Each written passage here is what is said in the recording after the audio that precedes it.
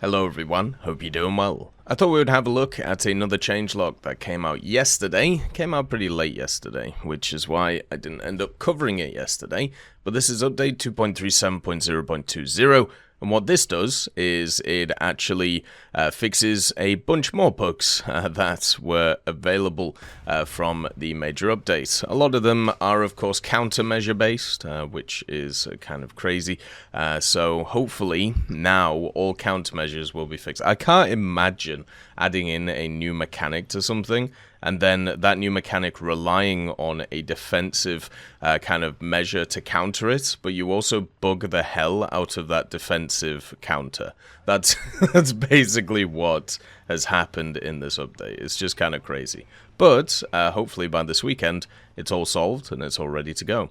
So with aircraft, we start off with a bug that caused countermeasures used in ground battles to be missing or issued in single quantities. That's been fixed, which obviously is quite a big deal, especially at specific BRs where you face IR-guided missiles coming in, or radar locks, of course, to be able to track and hit stuff. So this being there really screwed over a lot of vehicles. So overall, much more positive. Then we have the Mirage 2000 CS5 and 5F Mirage. A bug that caused only 2 chaff out of 48 to be available for release has been fixed, which is just very confusing. Then also the F105, the F100F, and also the A32A, so all of their chaff. Basically a bug that caused the countermeasure pods to release chaff just once has been fixed. And then also for the J37D and the Gripen A, there was a bug that caused the amount of countermeasure present in battle to mismatch the selected amount. That's also been fixed. How do all of these different ones happen? How? This is so crazy. Then also the Mirage F1C200, there was a bug that caused the amount of countermeasures in the selection window to be higher than the actual amount. So the Mirage F1C got more countermeasures, the Gripen A got less, everybody else just didn't match up with what you got. Like, you have every single bug in the book here. This is not just like a standard bug across the board. This is everything was bugged. It's just so crazy.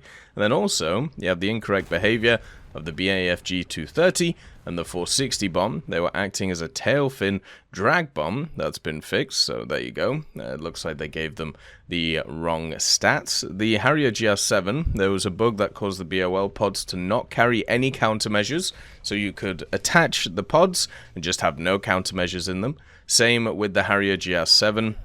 When it came to the AIM-9L and BOL, basically you would be locked unless the AIM-9M modification had been researched for some reason, so luckily they fixed that. And then also on the JAS-39s, so once again the Gripens, all of the variants this time, the incorrect sequence of firing countermeasures with the lack of display in battle of the additional 12 countermeasures built into the wing pylon for the JAS-39C variant has been fixed, and then also a bug that caused the firing of countermeasures in series to not function on helicopters has been fixed. I thought they fixed that in the last changelog, I'm guessing they didn't.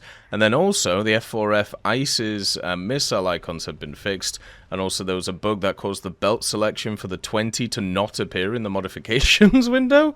So Jesus, so many of these vehicles were just straight up bugged at the high tier. So this basically means that any of these vehicles that, you know, you've seen videos on, or even like any of the testing of them, or hey, look at this vehicle and how good it is, it's completely worthless because they've changed so many and so much of this stuff was bugged. And then also the data link channels, they're completely changing. So for example, the MiG-29 SMT, it's getting 4 instead of 2. The JS-39C and the Sea Harrier FA2 is getting 4 instead of 2. Same with the Mirage 2005F and also the Tornado F3 late. So all of those are able to basically hold more missiles in terms of missiles in the air. So if I understand it correctly, you need a missile data link channel in order to fire a missile onto a target. If you have more missile data link channels, then you are able to hold more missiles after launch onto their targets. So if you're using TWS mode, which obviously selects multiple targets at the same time, what you can do with a missile data link channel set of 4 is you can fire 4 missiles at 4 separate targets at the same time, and they will all hold their lock as long as, you know, they're able to. So this is for stuff like active radar homing missiles, where they have to get into a specific range in order for them to kind of lock themselves from their own radar, where you as a plane are still guiding the missiles in until they get to a point where they can see the target themselves. So basically, the higher the missile data link channels, the better for a vehicle, because it means that you can launch more missiles simultaneously at even the same or different targets. So those being increased obviously are very good for those vehicles. Also, there was a bug that caused the belt selection for the 30mm cannon to not appear in the modifications window, so that's been fixed, so that's at least nice. And also the Fokker G1A, moments of inertia have been corrected. The operation of control surfaces has also been corrected. The deflection angles have been changed. What was interesting about the Fokker is I played it yesterday, and the first day or so, there was people telling me that it was really good and crazy broken and yada yada yada. And when I played it yesterday, it was very good. It felt really nice, but it didn't feel like overpowered or anything. It just felt good, and also the fact that it gets a 3,000 meter air spawn at the BR of 2.3 means that it puts it in a very positive position to be able to, you know, enjoy these things. So it was a little bit odd compared to like what people were telling me, compared to what happened, but that's because they changed it and they actually fixed its flight model. Hopefully they can bring in a full cockpit for that thing. It would be really nice to see. Then also a bug that caused knocked out gunners to fire has been fixed, which is once again a hilarious bug. I really think that is one of those setups which is you kill the gunner, but he just keeps firing at you. He's like a zombie gunner, you know. Oh dear. So then in ground vehicles, we have a few changes. The SDR V103s, all of the variants, there was a bug that caused the tank to lose the ability to move when the driver was knocked out, and that's been fixed. Wait.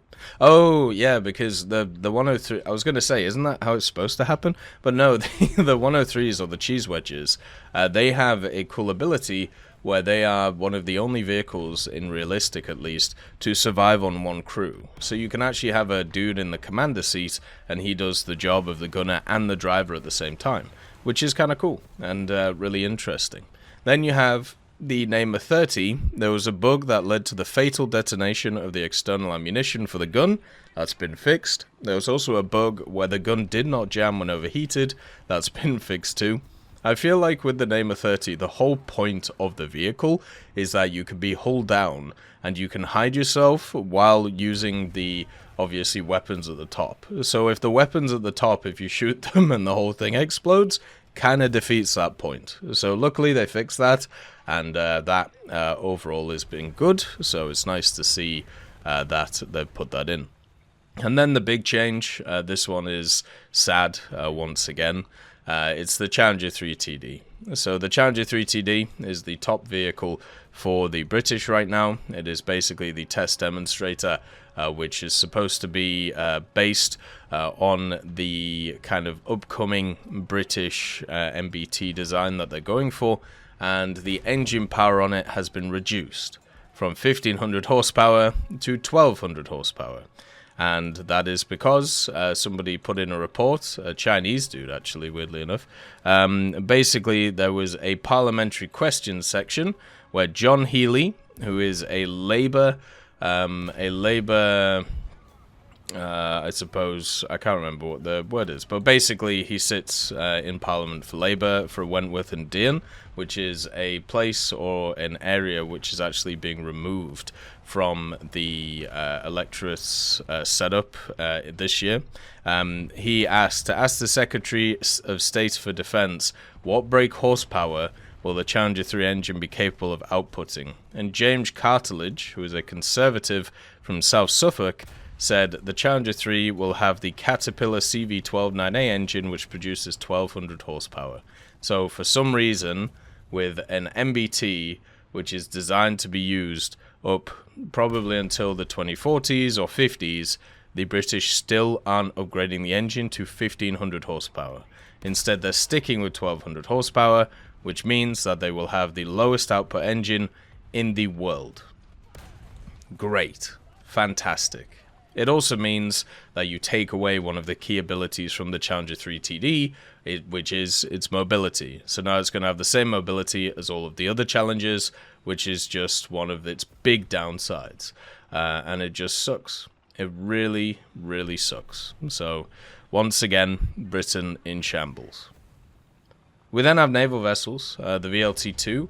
There was a bug where the ability to perform survivability actions was disabled due to the lack of crew. That's been fixed. So basically you weren't able to repair yourself. And also in the control settings, the description of the seeker lock control has been corrected, which is good since we're probably going to get more of those vehicles in the future with stuff like Strelas or other SAMs. There was also a bug which caused the belt-fed of clip-fed guns on some ships, so like the MBT-422, the Thunderbolt, to not reload after spending a single belt or clip has been fixed. Well, that would be annoying as all hell, so I'm very happy that they changed that. That is no good, because those types of vehicles rely on heavy firepower to, you know, be able to just kind of rat-a-tat around the place. If you're not able to rat-a-tat, then there's not really much use in them, so luckily they fixed that. In the interface, they have changed a few things as well. I've seen some people talk about how they don't like the UI. I think the UI is pretty nice. Like, I have no issues with it. I think the changes they've made work very well. I know some people don't like the kind of the weapon selection menu thing at the bottom of the screen, and they should add in the setup for ground that they have for air, where you can kind of like toggle on or off those things, so make them kind of like sit at the bottom of the screen. But I don't think it's bad. Like it's generally always nice to have more functionality for people, especially since one of the key issues with War Thunder and Air is you run out of keyboard keys. So then, also, you have for vehicles available on the marketplace, the Find on Marketplace button is now replaced with Consume Coupon button in the tech tree. Vehicle preview and wish list if the player has the coupon with this vehicle in their inventory, which is fair. Also, there was a bug that caused the aircraft with only chaff to have an indication of a number of flares to be displayed in the battles has been fixed, which is quite funny. And then also a bug where selecting a weapon preset without countermeasures on some aircraft led to the display of countermeasure belts in the modification window has been fixed. Jesus. So they have definitely been, you know, going around fixing a lot of these things. Then in sound, the following sound changes have been reverted back to how they were before the Seek and Destroy major update due to the feedback surrounding them, and some will be reworked. The sound man is once again been able to keep his job. Round of applause, everybody, for the sound man. He has once again implemented a bunch of ridiculous changes, and now he is reverting them to work on them again. A continued 6-month contract will happen. Well done, sir. You have once again proved yourself worthy.